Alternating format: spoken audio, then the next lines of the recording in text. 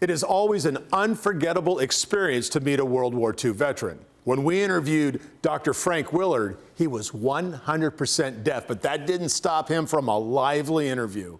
Dr. Frank Willard is out on the front porch for his birthday parade.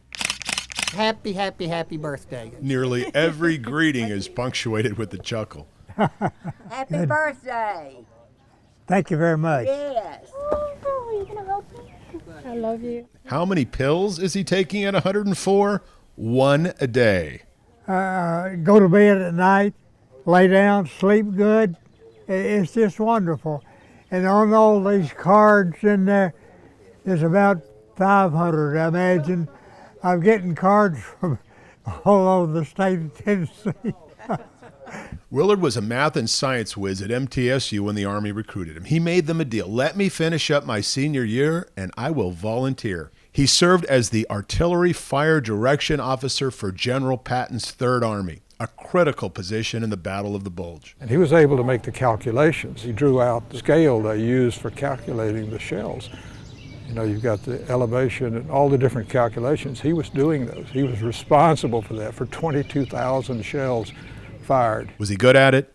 Put it this way. He went from private to lieutenant colonel in 7 months. Dr. Willard moved on to walking horses and dentistry. Dr. Willard, Joe Pitts, I was your patient. Clarksville Mayor Joe Pitts remembers being in Dr. Willard's chair as a child. He had such a wonderful chairside manner. His hands, although large, were gentle.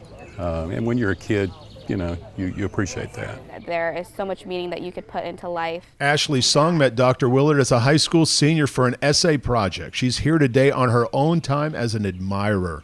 I think his character, his energy, I think he has a lot more life in him at like 104 than most people do, like at half that age. Dr. Willard is now completely deaf, so we had to write out questions. And although we wanted to talk about the Battle of the Bulge and his advice for a good long life, you must remember, Dr. Willard was a dentist for much longer than he was a soldier. Whatever is worth doing all is worth doing well. Whatever. That's good, yeah. I like that.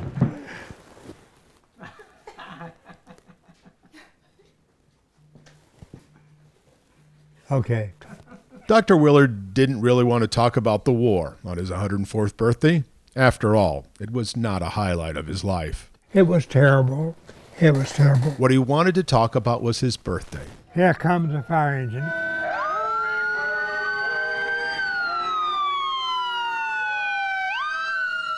And the people. I love you. You're the bestest neighbor. The wonderful people who came to see him. I feel good. I've got a wonderful family, wonderful neighbors. Look at all the neighbors around. Look at them. They came to me. Isn't there something? Dr. Willard lived by a very simple motto he learned in the 3rd grade. Quote, "What is worth doing at all is worth doing well," unquote. Thank you for your service. I will never forget you. I'm Dennis Ferrier, Fox 17 News, your Code Red station.